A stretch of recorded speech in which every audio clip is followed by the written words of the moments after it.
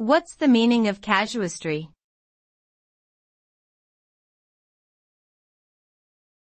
Casuistry.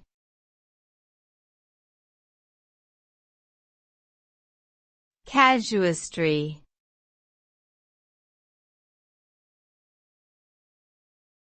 Casuistry.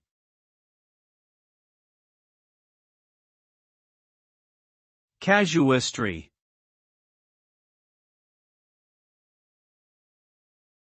Casuistry refers to the use of clever and often specious reasoning to justify or rationalize immoral or unethical behavior that would otherwise be condemned or rejected. It involves a sophisticated manipulation of rules, principles, and moral standards to provide an appearance of justification for wrongful actions. Casuistry has historically been associated with legal and religious contexts, but it can also be applied in other areas of life where ethical dilemmas arise. Ultimately, casuistry undermines trust and undermines the very foundations of moral and ethical order, leading to social chaos and disorder.